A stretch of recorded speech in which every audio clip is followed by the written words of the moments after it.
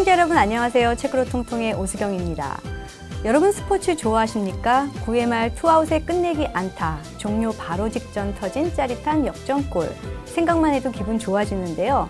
이렇듯 생각만 해도 기분 좋아지는 엔돌핀을 만드는 것, 독서가 아닐까요? 오늘 책으로 통통에서는 올해 출판사에서 출판하고 설수영, 김혜기 공동 저술의 스포츠 경제학과 함께합니다. 먼저 스포츠 경제학 책 소개 영상 보시고 보물찾기 같은 짜릿한 희열을 느낄 수 있는 시간 함께 하겠습니다. 스포츠 경제학. 이 책은 경기대학교 스포츠경영학과 설수영 교수와 김예기 한국개발연구원 정보자료실장이 공동 집필한 것으로 올해 출판사에서 출판되었습니다. 스포츠 경제와 산업, 프로스포츠 시장과 리그, 프로스포츠 노동시장 등 총 5편으로 구성. 경제학 전공자가 아니더라도 큰 어려움 없이 스포츠 경제학의 주요 내용을 이해할 수 있도록 여러 사례를 통해 이야기하고 있습니다. 스포츠가 산업으로서 어떠한 기능과 역할을 하는지, 프로스포츠 시장은 어떤 방식으로 운영되고 어떤 가치를 추구하는지, 프로스포츠 노동시장은 어떻게 작동되고 있는지 등 즐기는 스포츠 그 속에 숨어있는 경제적 효과는 무엇인지를 세부적으로 살펴볼 수 있습니다. 여가 활동과 웰빙에 대한 관심이 늘어나면서 스포츠 경기 관람뿐 아니라 직접 즐기시는 분들이 부쩍 늘었는데요. 각본 없는 드라마, 스포츠의 감동 속에 숨어있는 경제학 이야기 들여다보도록 하겠습니다. 함께 이야기 나누실 분들 소개하겠습니다. 스포츠 경제학의 저자이며 KDI 한국개발연구원의 김혜기 정보자료실장님, 서울디지털대학교 물류통상학과 안병수 교수님과 경영학과 홍필기 교수님을 함께 모셨습니다. 반갑습니다. 반갑습니다. 자, 오늘의 책은 이제 스포츠 경제학인데요. 사실 경제학 하면 좀 딱딱하잖아요. 그래서 저도 좀 부담스러운데 이 앞에 또 스포츠라는 얘기가 붙으니까 좀 다른 경제학 책보다는 좀 흥미가 가는데요. 우리 오늘 저자님께서 한번 간단한 책 소개하고 그다음에 집필하신 계기 뭐 이런 것들 좀 부탁드리겠습니다. 예, 그런 얘기를 가끔 많이 듣습니다. 스포츠 경제학 자체가 좀 어렵지 않느냐 그런 얘기를 많이 듣는데요. 스포츠 경제학도 가끔 그런 얘기를 좀 듣긴 듣습니다. 그런데 우리가 스포츠 마케팅이나 스포츠 경영학처럼 이 스포츠하고 마케팅, 스포츠하고 경영학, 스포츠 이 합성돼서 한 과목을 교과 과목이 되듯이 스포츠 경제학도 스포츠 시장을 경제학적 개념이나 이론으로 접근한 걸로 보시면 됩니다. 이 스포츠 경제학은 사실 북미나 유럽 같은 데서는 상당히 오래전부터 많은 학자들이 관심을 가지고 연구를 해왔습니다. 근데 우리나라에서는 아직 생소한 분야입니다. 우리나라 스포츠 시장이 이 스포츠가 하나의 산업 또는 경제적인 측면에서 분석되기 시작한 거는 아주 최근이죠. 그러다 보니까 아직 우리나라에서 그 경제학에서 말하는 그 일종의 그 유치 산업에 해당이 됩니다. 그렇지만 최근에 들어서 이제 그 스포츠 경제학에 대한 그 욕구가 점점 늘어나는데 불구하고 이런 그 스포츠 경제학이라는 그런 책을 학생들이 공부할 수 있는 책, 이게 마땅한 책이 없어서 고민을 하다가 제가 용감하게 한번 저술을 한번 해보았습니다. 네. 자, 이제 오늘 참석하신 그 패널 두 분께서는 사실 또 경제학하고 전공이 굉장히 밀접하시잖아요. 전문가들이신데 좀 더 이 소감이 남다르실 것 같다는 생각이 드는데요. 우리 안병수 교수님 먼저 소감 들어보겠습니다. 예, 뭐 사실 스포츠라고 하는 것이 많은 사람들에게 가져다주는 여러 가지 그 기쁨, 또 경우에 따라서는 좌절, 또 여러 가지 교훈, 뭐 이런 것들이 있다고 생각하고요. 저도 뭐 우리 어릴 때 그 운동회부터 시작해서 뭐 가깝게는 이제 우리 뭐 산에 무슨 등산대회 같은 거까지 늘 이제 뭐 이 스포츠하고 관계를 맺고 삽니다. 이 스포츠를 이제 경제적인 그 프리즘을 갖다 대고서 살펴본 게 이 스포츠 경제학인데요. 저는 뭐 경제학 분야 중에서 굳이 따지자면 국제경제학 쪽, 무역 쪽을 전공한 사람이죠. 그래서 사실은 이 무역하고 스포츠하고도 뭐 상당한 관계가 있다고 생각합니다. 그래서 그런 느낌을, 선입견을 갖고 이 책을 대했는데요. 상당히 그 많은 자료들을 수집하고 또 본인이 오랫동안 그 연구했던 그 연구 결과물들을 이렇게 녹여서 책을 썼고, 또 아직 우리나라가 이제 뭐 이 스포츠 경제 쪽에서는 좀 유치 산업 단계라고 말씀하신 것처럼 학문적으로도 저는 아직 일천하다고 생각해요. 그래서 서구에 이제 많은 그런 첨단 새로운 그 이론들을 많이 그 녹여내서 정말 그 나름대로 그 필생의 작업을 하나 하신 거 아닌가 그런 그 느낌을 받았습니다. 홍 교수님은 어떻게 읽으시나요? 저도 안 교수님과 비슷한데 이 스포츠 현상이 우리 사회의 아주 지배적인 문화 현상임에도 불구하고 경제적으로 아주 치밀하게 분석되는 건 많지가 않습니다.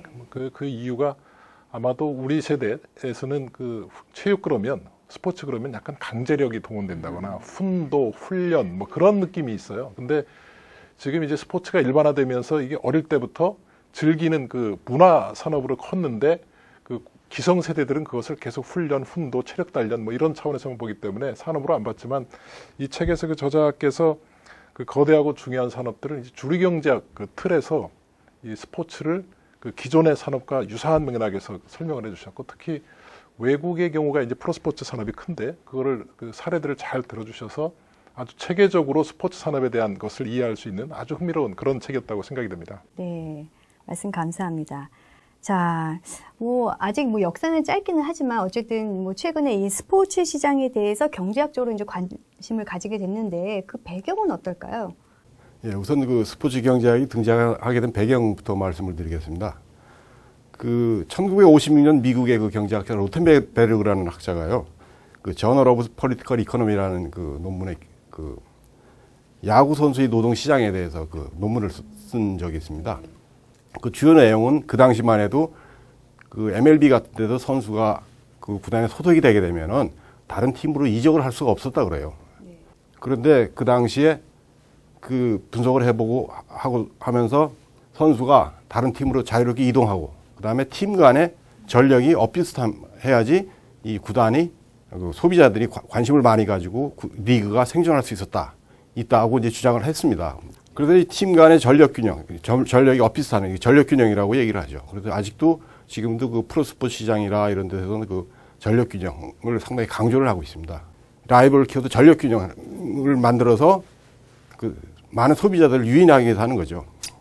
그리고 또 하나는 이 1976년 캐나다 몬트리올 올림픽을 개최했는데요. 그때 아마 이 주장하는 사람들마다 좀 다르지만 아마 그 가장 크게는 8억 달러의 적자를 봤다고 이제 주장을 하고 있습니다. 그러면서 그 84년 LA 올림픽까지만 해도 많은 그 국가에서 올림픽을 개최하게 되면은 올림픽과 같은 스포츠 이벤트를 개최하게 되면 그 재정 적자를 보는 거 당연하게 생각을 했습니다. 그래서 많은 국가에서는 오히려 올림픽 같은 그 메가 스포츠 이벤트 개최를 유치를 꺼려하기도 했었습니다. 그런데 1984년 LA 올림픽에서 민간 자본을 유치했죠. 순수하게 민간 자본을 유치하면서 약 1억 5천에서 한 2억 달러 정도 흑자를 보게 됐습니다. 그러면서 이게 경제적으로도 가능성이 있구나. 그렇게 이제 얘기가 나오기 시작을 했는데 또 한편에서는 올림픽의 상업성이라든가 이 어떤 그 경제성이 가미가 된다 그래서 올림픽의 순수한 정신을 훼손한다는 비난이 일기도 했었죠. 그렇지만 이게 많은 그 재정이 투입되다 보니까 그리고 또 많은 국가들이 메가 스포츠 이벤트를 유치하려고 하다 보니까 점차 이 경제적인 그 분석이라든가 접근 방법이 필요하게 됐었습니다. 그 최근 들어서 특히 메가 스포츠 이벤트를 이제 잘만 하게 되면은 이 국가 이미지라든가 어떤 국가 경쟁력, 그 다음에 대외 이미지, 그 다음에 국력 과시, 그런 상당히 큰 효과를 누릴 수가 있는 거죠. 그래서 최근 들어서 가장 크게 올림픽이라든가 월드컵 축구대회 같은 경우는 유치 경쟁이 국가마다 상당히 치열하죠. 가장 대표적인 게 우리나라 같은 경우도 평창 올림픽도 3번 만에 도전을 해서 겨우 이제 유치를 해서 성공을 하게 된 거죠. 그렇게 그 많은 돈과 시간을 들여서 유치하게 되는 건 이제 그 경제적 효과, 특히 그 무형의 편익이 상당히 중요하다고 생각되기 때문에 이제 그 스포츠 이벤트를 유치하게 된 거죠. 그러면서 이 스포츠 경제학에 대한 그 중요성이 점차 이제 그 강조되고요.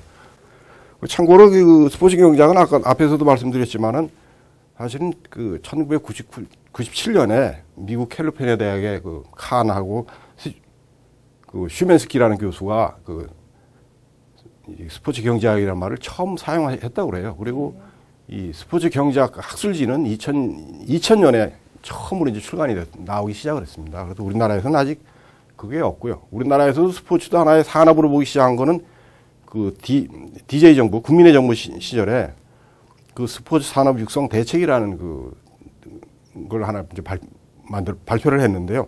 그때부터 이제 스포츠 산업이라는 말이 처음 이제 등장하기 시작했습니다. 그리고 스포츠 경제학이라는 말이 나오기 시작한 거는 한 2005, 6년 전부터 이제 조금씩 나오기 시작을 하고 있습니다. 네. 뭐 스포츠 경제학의 뭐 역사적, 그다음 뭐 학문적, 실제적인 배경까지 너무 잘 설명해 주셨는데요. 홍 교수님이 보시기에는 뭐 어떤 배경이 있을까요? 저는 그 사람들의 그 생태나 사고방식, 소득 이런 것도 연관이 있지만 그 가장 큰 요인 중에 하나는 그 미디어의 발달이라고 생각이 됩니다. 과거에 그 미디어가 없을 때는 아무리 큰 경기를 해도 뭐 10만 명 이상을 넘어가기가 어려웠죠. 근데 지금 미디어가 발달돼서 전 세계 60억을 상대로 해서 스포츠를 하기 때문에 그 미디어의 발달이 없이는 이러한 메가 스포츠의 발달이 없었을 것이다라는 것이 저의 생각이고요. 또 하나는 그 아까 그 전력 균형을 말씀하셨는데 이 산업계에서도 독점을 굉장히 그 경계시합니다. 이것은 이제 소비자의 보호를 위해서 그런 면도 있는데 이 스포츠에서는 소비자의 보호뿐만 아니라 재미를 위해서 그 컴피티션을 경쟁을 치열하게 해줘야 되는 그런 메커니즘으로 작용을 하는데 우리 사회에서 경쟁을 굉장히 그 즐기는 그런 분위기가 이 경쟁을 그 촉발하는 그런 모든 분야에 그 인기를 끄는 요인이 아닐까. 특히 우리나라에. 그리고 자본주의라는 것 자체가 경쟁을 치열하게 하는 하나의 그 게임판이기 때문에 이 글로벌화가 자본주의화라는 것의 그 연장선상에 있다 그러면 당연히 그것과 부합되는 그 스포츠 경쟁, 그 치열함 이런 것들이 사람들에게 많이 어필하는 것인가 하는 것이 아닌가 뭐 이런 생각을 합니다. 네. 안 교수님은 또 어떻게 생각하시나요? 네, 뭐 사람이 원래 이제 동물이잖아요. 그러니까 이제 뭐 동물적인 본능이 이제 다 있는 거죠. 그래서 어떤 사람이든 다 뭐 뛰고 달려 또 이제 뭐 이렇게 매달리고 뭐 우리 이제 그 고대 올림픽에서 이야기하고 있는 뭐 더 높게 뭐 더 빠르게 뭐 이런 그런 개념은 다 갖고 있는데요. 그걸 현대 사회가 되면서 그런 욕구는 있지만 그걸 실제로 실행하기는 쉽지가 않은 거죠. 그래서 그런 걸 이제 할 수 있도록 해주는 게 생활 스포츠도 있고 또 한편으로는 자신은 잘 못하지만 자기보다 또 그걸 잘하는 사람들을 통해서 대리만족을 느끼고 그런 것이 이제 하나의 어떤 산업으로서 이렇게 구성되면서 금방 우리 홍 교수님께서 말씀하셨지만 예를 들어서 이제 우리 고대 로마의 원형 경기장에서 뭐 여러 가지 경기들을 하고 또 고대 올림픽이 이제 그리스에서 이렇게 비롯돼서 지금까지 오고 있는데 이런 것들이 과거에는 뭐 그야말로 이제 소수의 특권층만이 이제 볼 수 있었던 것이라면 이것이 이제는 뭐 대중적으로 누구나 이제 마음만 먹으면 다 텔레비전이라든가 이런 걸 통해서 또 뭐 전 인류 60억이 다 매달려서 볼 수도 있고 말이죠. 그래서 이게 그런 어떤 부분하고 연결돼서 자연스럽게 스포츠가 경제하고 연결이 되는 것 같고 거기다 이제 하나 더 보탠다고 하면 소득 수준이 향상인 거죠. 그래서 과거에 우리가 이제 뭐 하루 먹고 살기 바쁜 사람에게 스포츠라고 하는 건 약간 사치스러운 것이 됐지만 지금은 적어도 이제 뭐 물론 어느 나라는 그렇지 않은 나라도 있기는 합니다만 지구상의 많은 나라들이 이제 의식주가 해결됐고 의식주 이후에 사람들의 욕구는 결국 뭔가 재미를 추구하는데 그런 재미의 건전한 부분이 바로 스포츠가 아니냐. 그래서 자연스럽게 소득 수준 향상 또 그것이 어떤 산업으로서의 발전 이런 것들이 인간 본능과 어우러져서 스포츠 경제학으로 이렇게 뭐 나온 것이 아닐까. 저 그렇게 생각을 해봤습니다. 예. 다양한 시각에서 들으니까 더 재밌는데요. 자, 이번에는 뭐 두 분이 워낙 이 경제 쪽인 전문가시라 이 저자님께 좀 궁금하신 점들이 좀 많으실 것 같아요. 상당히 많습니다. 그래서 제가 먼저 몇 가지만 먼저 하나씩 여쭤보면 프로스포츠라고 하지만 사실 우리나라의 그 프로스포츠단의 그 오너를 보면 대기업들이 많습니다. 그 대기업들이 많다는 것은 이제 두 가지 측면인데 하나는 대기업들의 홍보 효과가 크다는 측면이 하나 있을 거고 또 하나는 구단 스스로 돈을 마련해서 유지하기가 참 어려운 그런 측면이 있다. 그렇게 해서 순수한 측면에서 보면 그 프로스포츠 구단이라는 게 있느냐라는 것이 이제 제 질문인데 우리나라의 진정한 스포츠 구단으로 운영해서 돈을 버는 그런 그 스포츠 구단이 얼마나 되는지 현실적으로 그리고 또 다른 외국에 비해서는 어떤지 그런 걸 한번 여쭤보고 싶습니다. 미국 같은 경우에는 대부분 그 구단 자체를 운영해서 돈을 버는 그런 비즈니스가 별도로 이렇게 서 있는데 어떻습니까? 예, 미국 같은 경우는 4대 메이저리그 같은 경우에는 그 프로스포츠가 시작될 때부터 상업성을 목적으로 했고 또 시장 규모도 상당히 크기 때문에 시장이 성립되고 있습니다. 그리고 우리나라 같은 경우는 사실 프로야구는 1982년 프로축구는 83년에 시작이 됐죠. 그럼 한 30년이 지났는데도 불구하고 교수님께서 말씀하신 대로 사실 좀 창피한 얘기입니다만 흑자를 내는 구단은 거의 없습니다. 사실 한 2000년 중반 정도 돼서 모 시민구단에서 한번 한 해에 5억 정도 흑자를 낸 적이 있습니다. 그 당시에 그 아주 신문에도 대서특필을 하고 그랬었는데 나머지는 뭐 거의 없고요. 이 야구 같은 경우도 보면은 뭐 작년 같은 경우 관중이 한 700만 정도 됐다고 그러는데 이 관중이 700만이면 상당히 크게 늘어났음에도 불구하고 그 모기업의 지원이 없으면은 생존이 불가능한 실정입니다. 그래서 한 2, 3년 전에 그 우리나라 프로야구 구단들의 그 수익 실태를 한번 살펴보니까요. 대개 모기업이 한 80% 정도 모기업에서 지원해 주는 게 그 다음에 이제 스폰서십 한 14% 정도, 중개권료 7%, 그다음 경작 수입 한 6% 정도 그런 정도 되는 거죠. 그러다 보니까 아직까지 이 독자적인 생존 능력을 갖추지 못했다고 얘기를 합니다. 또 축구 같은 경우는 오히려 좀 더 심한 경우도 있는데요. 축구는 참 말씀드리기가 좀 이 구조가 좀 우리가 경제학적으로 사실 그 말씀드리기가 좀 난해한 부분이 있는데요. 우리나라 프로 축구는 상당히 가난합니다. 그러니까 16개 구단 중에서 사실은 작년 같은 경우도 보면 모 시민구단 같은 경우는 자본금을 다 까먹고 선수들 봉급도 못 줄 지경까지 이른 그 구단이 있습니다. 그런데 대한축구협회는 상당히 부자입니다. 돈이 많습니다. 거기는. 그래서 이걸 어떻게 설명해야 될지 또 이 유럽 축구도 마찬가지지만 제가 스포츠 경제를 하면서 상당히 어려웠던 게 프로야구나 그 농구나 이런 거는 그 자료가 공개가 많이 되는데 프로축구는 유럽도 그렇고 공개를 잘 안 합니다. 그래서 이게 접근하기 상당히 좀 어렵죠.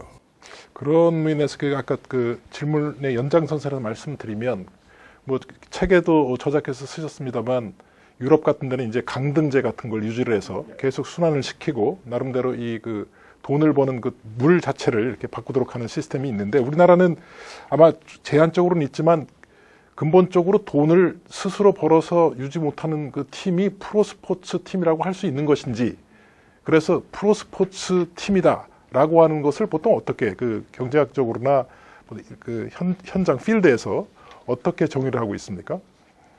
사실 그 스포츠업계, 프로스포츠업계에 종사하는 사람들이 들으면 좀 상당히 기분 나빠할 소리지만요. 이 프로스포츠라는 게 기본적으로 경제학적으로 보면은 스포츠 경기라는 상품을 아주 우수한 상품을 만들어서 그걸 소비자들한테 판매하는 게 프로스포츠 시장이라고 봅니다. 그런데 그러면 양질의 경기, 또 우수한 선수, 또 매끄러운 경기 운영, 그다음 공정한 경쟁 이런 게 있어야 되는데 사실 뭐 다들 아시다시피 가끔 승부 조작도 나오고요.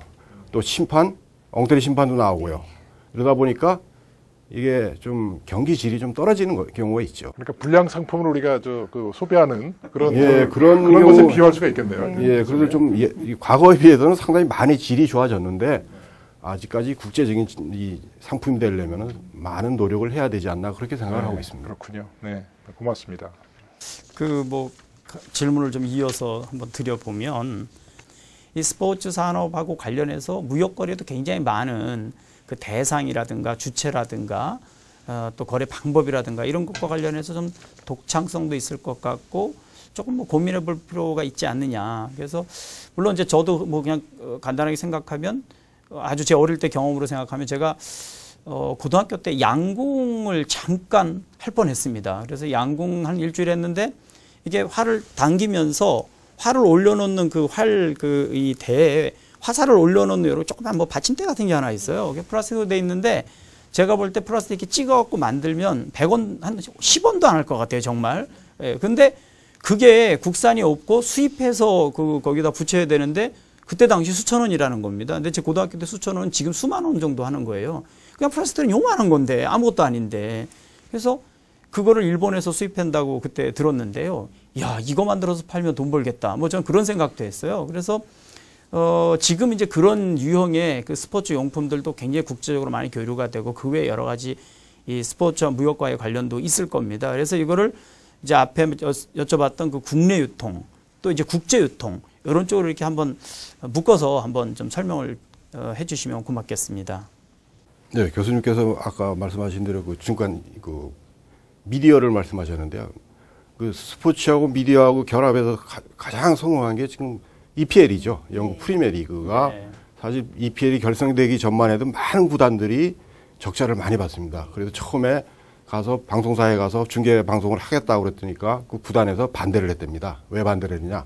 방송사에서 좌석에 빈자리를 이 TV를 보내주면은 오히려 관중들이 줄어들 거라고 예상을 해서 하고 반대를 했었는데 그게 92년인가 그때 EPL이 출범하면서 이제 스카이비 요즘 비스카이비죠. 요즘 스카이비로 아마 바뀐 걸로 알고 있는데요.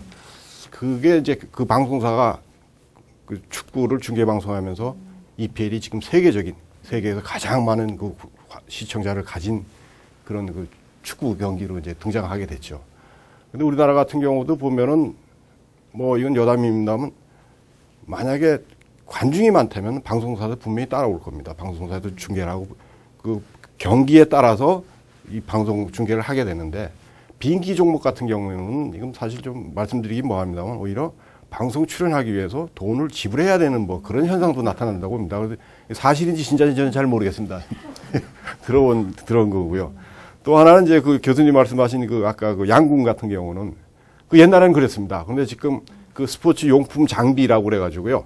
이 장비 수출업이 상당히 많이 늘어났습니다. 우리나라 그 골프가 작년에 보면 2,800만 명이 그 골프 입장객이 있었는데요. 그 골프 용품이나 장비 중에서 한 80% 이상이 해외산입니다. 외국산입니다. 그래서 골프 인구가 아무리 많다고 그래봐야 우리나라 골프 용품 장비 사람 크게 크지 않는데 최근에 와서 상당히 장비가 많이 늘었죠. 그리고 최근 통계를 보면은 특히 양궁, 국궁 장비 수출액이 상당히 물론 이제 작지만은 금액 전체 산업 금액은 작지만 상당히 그 질이 그 수출이 많이 되고요. 또 이제 그 행글라이더 비슷한 거 그다음에 그 패러슈트라 그러나 그런 네. 그 익스트림 스포츠 종류에서 그 장비 같은 거는 수출하는 게 꽤 좀 늘어나고 있습니다. 또 아까 말씀드린 이 국제 간의 관계는 보면은 그 특히 용품 장비에서는 그 나이키나 아디다스, 퓨마 이런 게 상당히 많이 늘어나는데요. 우리나라도 보면은 이제 옛날에는 그런 게 많았는데 지금 우리나라도 이 질이 좋아져가지고 조금씩 좀 시장 점유율이 높아지는데 아직까지 보면은 외국산이 상당히 좀 많은 부분을 차지하고 있는 거죠. 자, 두 분은 매우 이 전문적인 질문을 하셨는데 저는 조금 수위를 낮춰서 좀 경제학하면 딱 생각나는 게 사실은 이제 돈을 얼마나 벌어들이느냐 뭐 이런 게 생각이 나요. 그래서 이 스포츠 산업이 어쨌든 뭔가 경제적 가치를 이제 창출해 낸다고 생각해서 관심을 두는데 그러면 과연 앞으로 스포츠 산업 중에서 좀 발전 가능한 분야, 투자했을 때 뭔가 수익을 낼 수 있는 분야는 어떤 게 있을까요? 저자님께 먼저 질문을 할까요? 스포츠가 스포츠만으로도 이제 프로 스포츠만으로도 뭐 경기를 수익을 낼 수가 있지만은 전체적으로 보면은 이게 그 스포츠가 다른 그 온라인 스포츠처럼 아니면 스포츠 문화, 그 다음에 스포츠 미디어, 요즘 나오는 스포츠 의료, 또 그 이 스마트폰 같은 데도 이 건강 같은 걸 그 프로그램을 넣어서 이 개인의 건강을 체크할 수 있는 그런 걸 결합 상품으로 가는 게 훨씬 더 낫지 않을까 그렇게 생각을 합니다. 특히 온라인 스포츠의 대표적인 게 스크린 골프죠. 스크린 골프가 아마 가장 크게 성공을 한 거고요. 그 다음에 또 우리나라만 있는 e스포츠, 그 e스포츠라고 그래서 이게 그 정확하게는 좀 이제 차이를 둔데 온라인 스포츠라는 것도 있고요. 판타지 스포츠라고 하는 것도 있는데 또 우리나라에서는 e스포츠라고 그러는데 e스포츠하고 온라인 스포츠하고 뭐 같이 각해 보는 사람들도 있고 다르게 보는 사람들도 있는데 하여튼 e스포츠는 우리나라가 세계에서 최고입니다. 그리고 이제 스크린 골프요. 그리고 요즘에 또 이제 그 문화가 강조되면서 그 스포츠 문화 산업, 문화는 상당히 좀 다양한데요. 근데 가장 대표적인 게 그 스포츠 만화, 스포츠 영화. 가장 제 기억으로는 가장 오래된 게 그 이현세 작가님이 그리신 그 공포의 유구단. 예, 그거는 사실은 만화로 시작돼서 드라마, 영화까지 간 유일한 그 스포츠 문화 산업으로 볼 수가 있는 거죠. 네, 그럼 온라인 쪽하고 또 이제 문화 이렇게 말씀하셨는데 안 교수님이 예측하시기에는 어떤 분야가 전망이 좋을까요? 뭐 두 가지 저는 생각할 수 있는데요. 하나는 이제 금방 우리 뭐 저자께서도 말씀하셨습니다만 이제 뭐 IT나 이런 거하고 결합된 이제 스크린 골프 말씀하셨는데 제가 상품론이라고 하는 수업을 진행하고 있는데 그 수업에서 이제 해마다 세계적으로 히트한 상품, 10대 상품을 이제 이렇게 체크를 하는 게 있거든요. 근데 수년 전서부터 일본에서 만든 그 닌텐도의 위라고 하는 게 있었죠. 그래서 위가 이제 이게 보면 굉장히 단순한 거거든요. 근데 저도 뭐 한두 번 해봤습니다만 그 스포츠, 다양한 스포츠를 이렇게 실감나게 근데 자기 집 거실에서 그냥 안방에서 이렇게 할 수 있게 돼 있거든요. 그러니까 이게 이제 이른바 뭐 가상현실 또는 증강현실 같은 거거든요.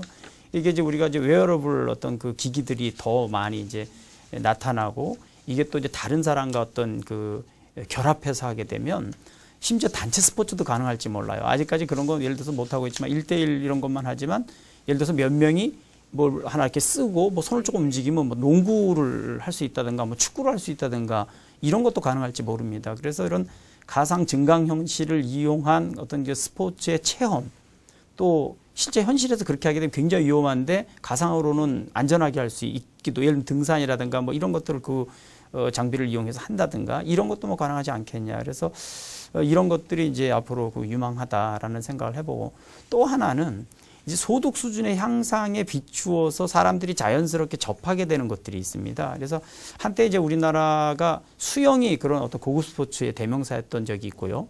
그 뒤에 이제 골프가 지금 이제 대중화 많이 됐습니다만 여전히 이제 사실 조금 돈이 드는 이제 스포츠로 돼 있는데 요 다음 단계가 그럼 뭐냐?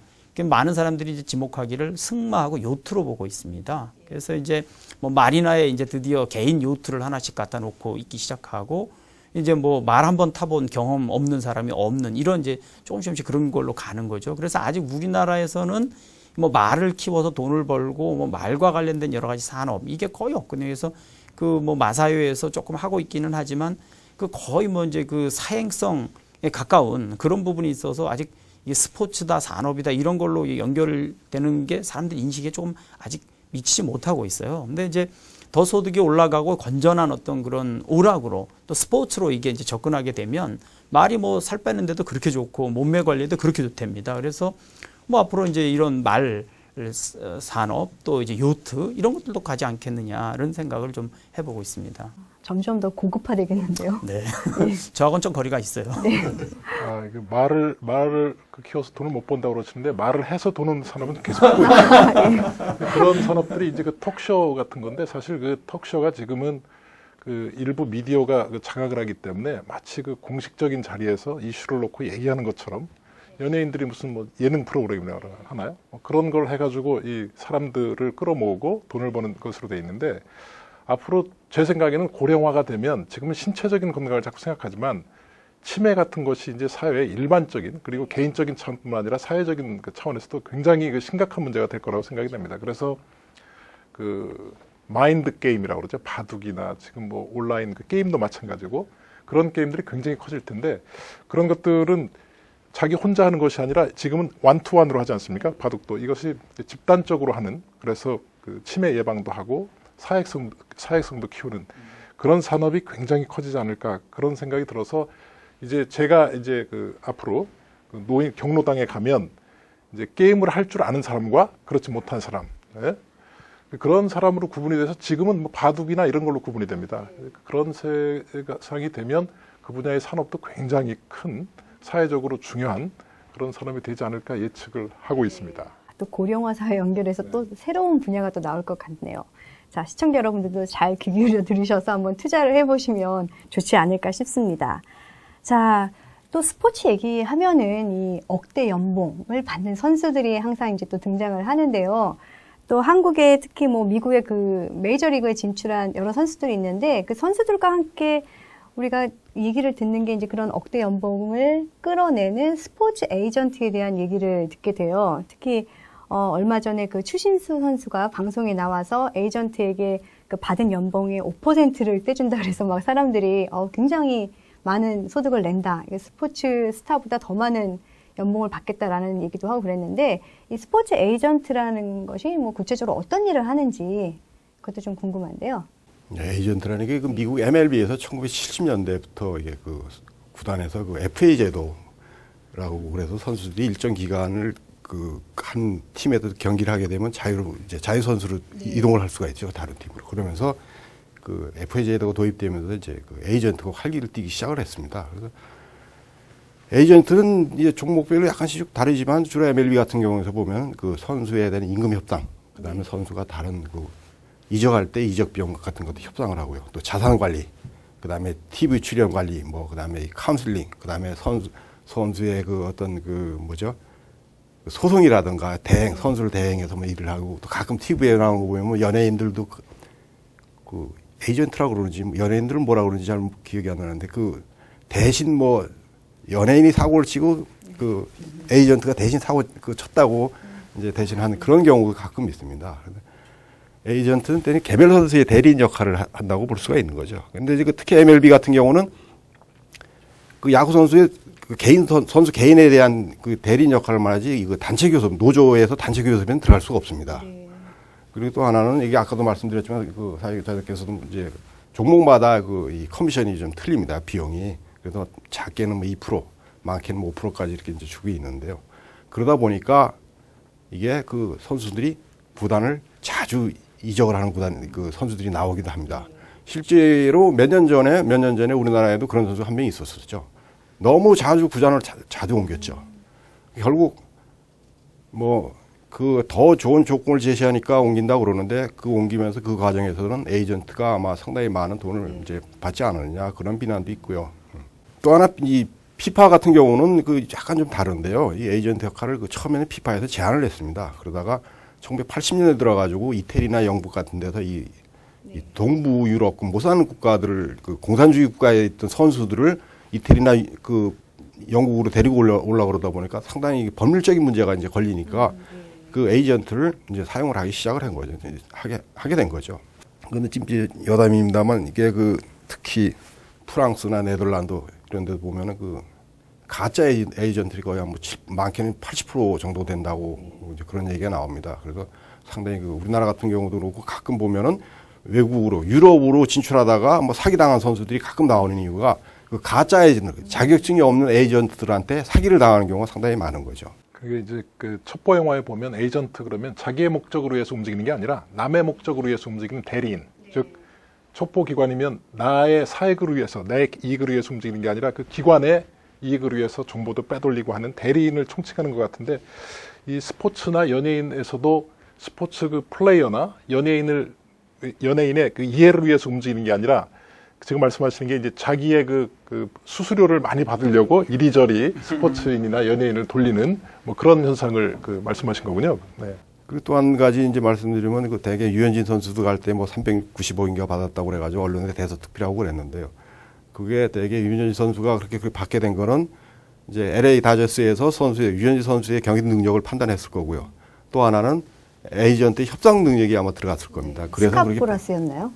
네, 그렇게 이제 들어갔는데, 그러다 보니까 에이전트는 기본적으로 구단에서 가능하면 보다 많은 돈을 받아내려고 그러고, 구단은 가능하면 보다 적게 주려고 이제 하는 거죠. 구단 입장에서는 그게 비용으로 이제 처리가 되니까요.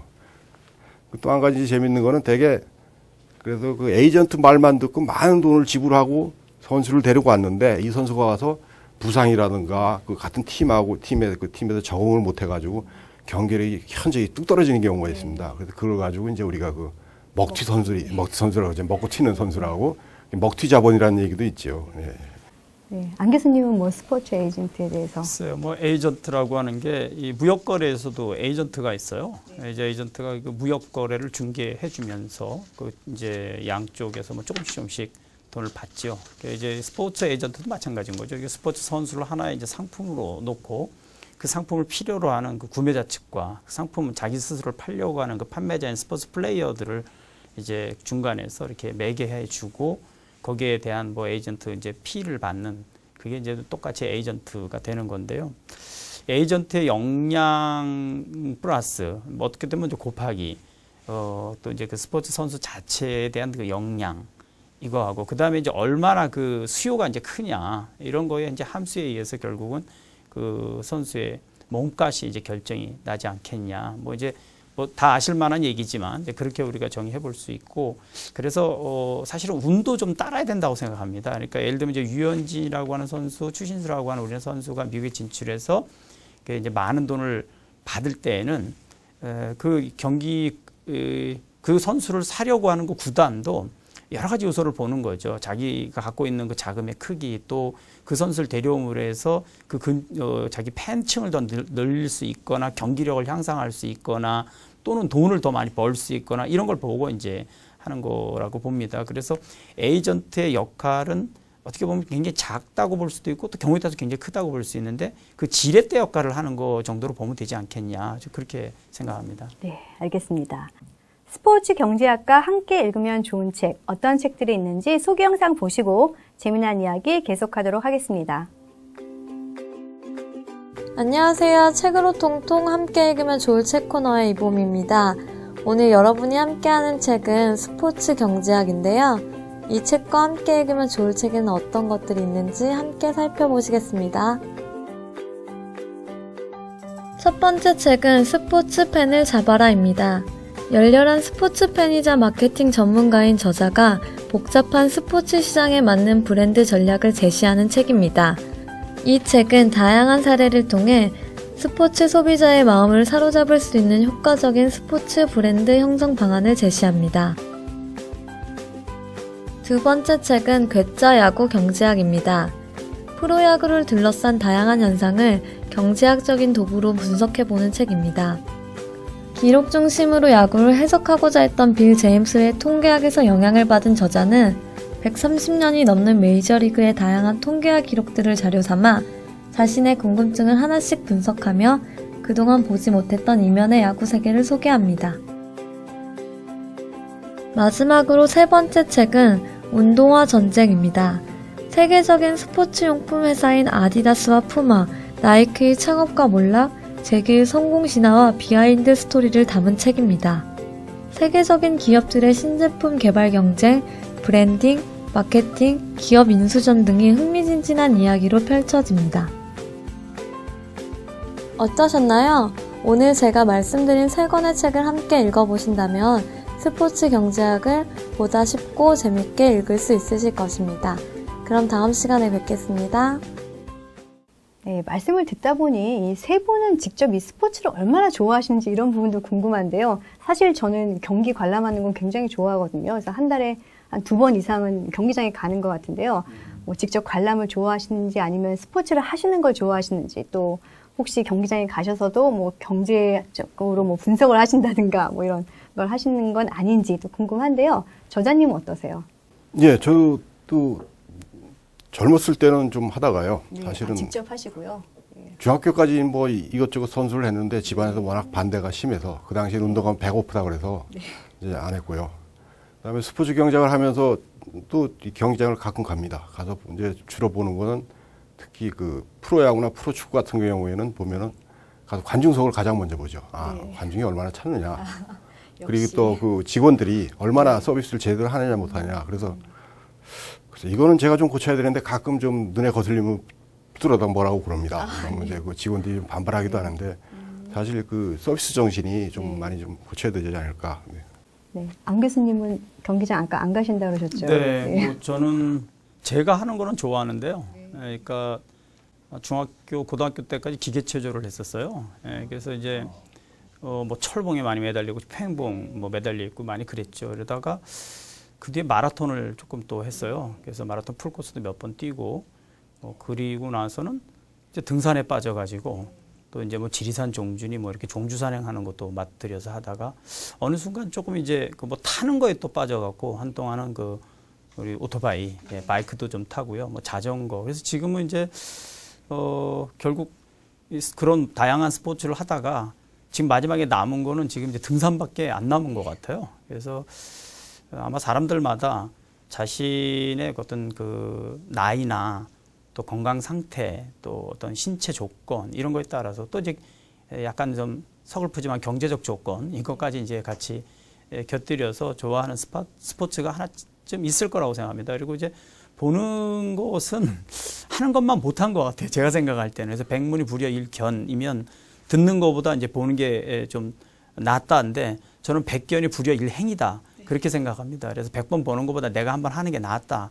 그렇게 생각해서 저는 이제 하는 스포츠를 주로 생각하고 등산하면서 뭐 혼자 하는 경우가 많습니다. 그래서 산행하시는 많은 분들이 이제 그런 말씀하시죠. 산행하면서 이제 여러 가지 생각을 많이 한다. 그래서 저도 마찬가지입니다. 그래서 등산하면서 이것저것 생각을 하는데 가급적이면 경제 같은 건 생각하지 않으려고 합니다. 그래서 그런 거 생각하면 등산이 괴로워집니다. 그래서 이제 즐거운 마음으로 그냥 뭐 이렇게 등산 지금은 즐기고 있습니다. 저는 또 반대로 그런 걸 생각을 하는데 경제학적인 거를. 저는 이제 어릴 때야 뭐 축구, 농구 이런 거 많이 했었고 이제 나이가 들면서 이제 뭐 골프나 뭐 등산 같은 거 좀 하는데 그 골프나 등산 이런 것들은 그 장비들이나 옷 같은 걸 보면 그 굉장히 비쌉니다. 그리고 가끔 언론에도 뭐 우리 한국에서 바가지를 씌운다 이런 얘기를 하는데 실제 그 스포츠, 땀을 흘리고 하는 스포츠라기보다는 등산이나 골프가 약간은 패션 산업의 특성이 있습니다. 거기에서 사람들에게 이렇게 같이 자기가 가지고 있는 여러 가지 아름다움도 보여주는 그런 측면이 있어서 그 자체를 스포츠와 패션을 분리하지 말고 그냥 하나의 융합된 산업으로 보면 어떨까 하는 게 제 생각이고요. 또 하나는 바둑도 굉장히 중요한 그 산업이라고 생각을 해요. 특히 중국이 이제 그 최근에 중국 구리하고 우리 이세돌 그 구단하고 그 10번기를 해서 이겼습니다. 이세돌 구단이. 그래서 상금을 약 5억 정도 상금만 그걸 탔는데 이게 아까도 말씀드렸지만 고령화 시대에 체력적으로 활발히 못 움직이는 사람들이 집단적으로 할 수 있는 그 대표적인 게임이 그런 바둑 같은 게임이에요. 그래서 그것도 그 치매 같은 걸 줄이기 위해서 굉장히 중요한 산업이다. 그리고 잠재력도 굉장히 크다. 그 관련 산업이 그렇게 생각을 하고 있습니다.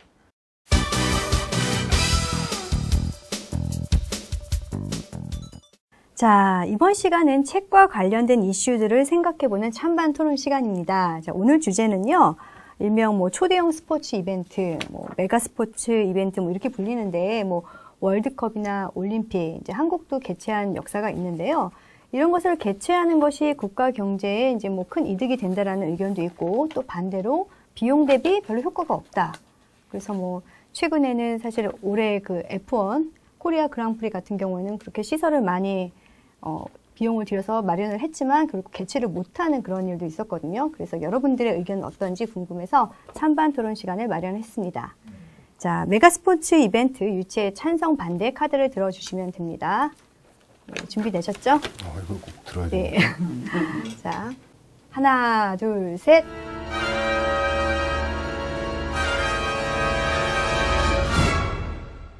네, 찬성 두 분이신데요. 찬성 의견부터 듣겠습니다. 제가 찬성하는 이유를 말씀드리기 전에 간단히 왜 반대를 많이 하느냐. 지나치게 돈을 많이 들이고 그 비용 대비 효과가 별로 없다. 그리고 이제 우리나라도 많이 알려졌기 때문에 이제 더 이상 그런 홍보 효과가 덜하다 하는데 그 어느 정도는 찬성을 하는데요. 그게 우리 그 스포츠를 유치할 때 등수라든가 또는 우리 그 치부를 가리고 막 이것저것 가리고 일시적으로 그 잘 보이게 하려고 하고 그다음에 별 필요하지도 않은 건데도 국제적 수준에 맞추기 위해서 투자를 많이 해야 되고 이런 것 때문에 반대를 많이 하는데 이제 우리나라 정도 됐으면 뭐 그 뒷골목도 못 사는 뒷골목도 보이기도 하고 우리가 그 추가로 쓸데없이 국제 기준 이상으로 쓸데없이 많이 그렇게 그 잘난 척을 할 필요 없는 그런 비용을 줄이면 아직도 그 품격 있는 그런 그 스포츠 대회를 유치해도 아직도 그 가치가 있지 않을까 그런 생각에서 찬성을 해봤습니다. 저자님은? 예, 저는 이게 사실 이걸 하면서 딱 찬성 반대 단도직입적으로 한다는 게 상당히 좀 쉽지는 않은데요. 일단 그 글로벌 스포츠 이벤트를 개최해가지고 성공한 나라가 세계적으로 가장 그래도 그나마 인정해주는 나라가 우리나라 88 서울올림픽. 서울올림픽을 하면서 우리가 국시화 개방을 했고요. 2002년 한일 월드컵을 하면서 우리 선진 문화 질서를 세계에 널리 알렸다는 데 상당히 긍정적으로 인식을 하고 있습니다. 그런데 지금 이제 사실 가장 논란이 되는 게 스포츠 이벤트를 개최하게 되면 그 경제적 효과를 많이 이제 가지고 논란을 하는데 사실은 경제적인 효과, 정치적인 안정, 지역 주민의 여론 이런 걸 다 종합해서 결정을 내려야 되는데 그나마 이제 객관적인 수치가 이제 경제적 효과가 나오니까 그걸 가지고 자꾸 논란을 이제 벌이는데요. 이 경제적 효과에서도 사실은 직접적인 효과, 그러니까 유행 효과, 그러니까 스포츠 이벤트를 개최하게 되면 그 돈이 얼마나 투자가 된다든가, 그러면 거기에 따른 뭐 산업이라든가 도로라든가 이런 데서 그건 이제 실제 효과가 구체적으로 객관적으로 나올 수가 있는데요. 비경제적인 무형의 효과, 그러니까 국가 이미지라든가 뭐 어떤 자부심이라든가 이런 거는 측정하는 데마다 서로 다릅니다. 그러다 보니까 거기에 대해서 상당히 논란이 심한 거죠. 그럼에도 불구하고 사실은 그걸 특히 중요한 거는 유치하는 지자체나 정부의 재정 여력하고 여론이 상당히 중요하다고 봅니다. 그것만 되면은 계속 유치해도 괜찮은데 괜찮다고 생각이 됩니다. 네. 반대 이유를 들어볼까요? 예, 뭐 저는 이런 경제학적인 논리에서만 접근을 해보고 싶습니다. 그러니까 우리가 이 어떤 메가 스포츠 이벤트를 우리가 유치하면서 그 효과 측정을 할 때 경제적인 측면하고 비경제적인 측면, 금방도 말씀하셨습니다만 뭐 사회적 간접 어떤 시설이라든가 자본 같은 것들도 많이 이제 뭐 확충이 되고 또 국가 이미지도 좋아지고 뭐 이런다 하는데 그런 건 사실 이제 측정하기가 굉장히 어려운 부분이거든요. 그래서 그거는 이제 가시화되지 않고 구체화되지 않는 건데 그거를 과다하게 계상해서 이제 그걸 또 좀 좋지 않은 어떤 의도, 정치적 의도나 이런 데 이제 악용할 여지가 있다고 봅니다. 그래서 순수한 경제적인 측면만 놓고 보면은 정말 그 득실이 이제 명확해지고 그렇게 득실이 명확할 때 이것을 이제 유치하고 하지 않고 하는 게 맞지 않냐라는 생각을 하나 갖게 되고 또 하나는 이제 투자적인 어떤 그런 측면에서 우리가 갖고 있는 이제 자원, 다시 말하면 우리 대한민국이라고 하는 경제 어떤 하나의 그 단위가 갖고 있는 이제 그 자원이 있을 텐데요. 이제 뭐 그 인력도 있고 뭐 돈도 되고 뭐 여러 가지가 있습니다. 이거를 그 배분해서 사회 어느 분이 어떻게 사용하느냐는 우리 사회에서 공동적으로 합의가 이루어지고 그것이 거둔 어떤 성과에 대해서 자연스럽게 어떤 그 상식적이고 또 이제 뭐 합의가 된 이런 형태로 이루어져야 되는데 예를 들어 스포츠 이벤트를 하나 이제 이렇게 유치하게 되면 모든 게 거기에 다 이제 우선해서 먼저 투자되고 먼저 뭐 이렇게 투입되고 하다 보니까 사실은 더 좀 급한 것도 있을 수 있고 조금 더 다른데 우리가 원래대로로 하면 썼을 곳이 있었을 텐데 이게 이제 순서가 바뀌고 크기가 바뀌는 거죠. 그래서 이제 그것이 자원의 왜곡 배분을 저는 일으키지 않느냐 사회적으로 봤을 때. 그래서 이제 그런 측면에서 놓고 봤을 때는 정말 우리가 여력이 있어서 뭐 이 정도쯤 우리가 충분히 감당할 수 있다. 우리 이제 금방 그 홍 교수님께서 그런 말씀 해주셨는데 그거는 이제 홍 교수님 보실 때 우리나라 세계 이제 경제 규모 이 정도쯤 되는 나라면 그거 감당할 수 있다라고 보시는 관점에서는 그렇고 저는 이제 조금 부족하다 하지. 우리가 조금 더 부족하다. 우리가 더 여력이 됐을 때는 이런 걸 자연스럽게 받아도 되지만 아직은 우리 예를 들어 지방자치단체들이 그런 걸 감당할 수 있는 여력 안 되고 우리 국가적으로도 조금 아직은 좀 여력이 부족하다라는 게 이제 제 생각이에요. 그래서 그런 측면에서 이제 반대 의견을 내봤습니다. 오늘 책으로 통통과 함께하고 있는 스포츠 경제학. 시청자 여러분들은 어떻게 보고 계신지 궁금한데요. 이 방송을 보신 후 여러분의 시청 소감을 아래 보이는 자막 메일로 보내주시면 한 분을 선정해서 저자님의 친필 사인이 있는 스포츠 경제학 한 권씩 보내드리도록 하겠습니다. 시청자 여러분의 많은 참여 부탁드립니다. 네, 뭐 이렇게 이야기를 나누다 보니 벌써 이제 마무리할 시간이 됐는데요. 두 분 교수님께서 읽은 서평과 함께 누구에게 추천하고 싶은지 좀 말씀 부탁드리겠습니다. 제가 말씀드리면 처음에도 말씀드렸듯이 이 스포츠 단편적으로 우리가 알고 있던 그 스포츠를 종합적으로 역사적으로 그리고 해외 사례를 잘 정리하셨고 그것을 경제적인 그 방법으로 접근하셨는데 그 경제적인 방법도 그 주류 경제학의 그 방법론을 잘 적용을 해서 이해하기 쉽기 때문에 거꾸로 경제 경영이 어렵다 그러면 스포츠를 가지고 경제 경영을 또 이해하는 그런 그 도구로도 쓸 수 있는 책이라서 그 스포츠 문화 분야에 관심 있는 젊은 분들 그리고 이 스포츠 문화 분야에 정책하시는 분들이 읽었으면 어떨까 아주 유용하겠다라는 생각을 해봤습니다. 안 교수님? 네, 뭐 조금 책이 어렵습니다. 사실 경제학도 좀 알아야 되고 또 스포츠에 대한 관심도 있어야 하고 그러는데요. 이제 가장 이거의 당사자는 이제 저는 프로 경기에서 지금 직접 활약하고 있는 선수들이 아닌가 싶고요. 선수들이 이 책을 좀 읽고 그러면 좀 자신의 그 권익도 좀 지킬 수 있고 또 우리나라 스포츠 발전을 어떻게 돼야 되겠다라고 하는 생각도 좀 하게 되지 않을까 그분들한테 좀 권해주고 싶습니다. 이게 많은 분들이 경제학에 익숙하지 않은 분들이 이 책을 읽으려면 그 자체가 스포츠입니다. 네. 흥미진진입니다. 네네. 네. 자, 저자님께서는 어떤 분에게 추천하고 싶으신가요? 이 쓰면서 또 하나 고민한 건 뭐냐면 이걸 누구를 대상으로 해야 될까 또 이게 과연 읽힐까 뭐 그런 고민도 했었는데요. 앞에서도 말씀드렸지만 그럼에도 불구하고 용감하게 한번 써봤는데 좀 가끔 이제 어렵다는 얘기들이 좀 들리고 하는데요. 이게 이 스포츠도 처음에는 시작할 때 이 어떤 경제적 배경을 가지고 시작한 건 아니지만 점차 이게 산업 구조가 고도화되면서 하다 보니까 이 모든 스포츠도 이제 경제적 배경을 필요로 하고 있습니다. 그래서 저는 이 정책 위반자들이라든가 스포츠 특히 요즘 젊은 친구들이 에이전트에 관심이 많은데요. 네. 그런 친구들 그다음에 이 뭐 스포츠 경영이나 마케팅을 공부한 학생들이나 이런 학생들이 전부 좀 한번 좀 읽으면은 스포츠 전반적인 그 한 나라 경제 전체 안에서 스포츠가 하는 역할이라든가 그런 구조라든가 이런 걸 좀 쉽게 이해할 수 있지 않나 그렇게 생각을 하고 있습니다. 네, 말씀 감사합니다. 자, 끝으로 저자님 책으로 통통 처음 출연하셨는데 출연 소감과 또 앞으로의 또 저술 계획 있으실 것 같아요. 저는 사실 이렇게 불러주셔서 고맙습니다. 이거 뭐 유명하지도 않은데 이거 또 갑자기 이렇게 나와가지고 TV 출연은 잘 안 하는데요. 이게 그래서 영광이고요. 지금 하나는 확정되지는 않았지만 아까 교수님하고 잠깐 말씀드렸지만은 지금 쓰는 게 이게 이제 우리가 이제 글로벌 시장 어떤 이제 국경이 없어지잖아요. 글로벌 스포츠 경제학이라는 책을 하나 지금 하고 있습니다. 그래서 아마 내년에 2, 3월쯤 이제 출간할 예정인데요. 문제는 이걸 출판사에서 받아줄지 그게 사실은 좀 걱정입니다. 네, 많은 곳에서 출판하시려고 할 것 같은데요. 아닙니다. 네, 감사합니다. 오늘 책으로 통통과 함께한 스포츠 경제학 어떠셨나요? 준비를 하지 않는 인간에게는 찬스는 스쳐 지나가 버린다. 그것이 본질이다. 농구선수 에디 로빈슨의 명언입니다. 종합선물 세트 같은 스포츠, 그 속에 숨겨진 경제학이란 보물찾기 역시 우리의 관심과 애정을 기울일 때만 찾을 수 있다는 생각이 듭니다. 지금까지 스포츠 경제학과 함께했습니다. 출연해주신 KDI 한국개발연구원의 김혜기 정보자료실장님과 서울디지털대학교의 안병수 교수님, 홍필기 교수님께 감사드립니다. 저는 다음 시간에도 여러분과 함께 책으로 통하는 행복한 시간 나누도록 하겠습니다.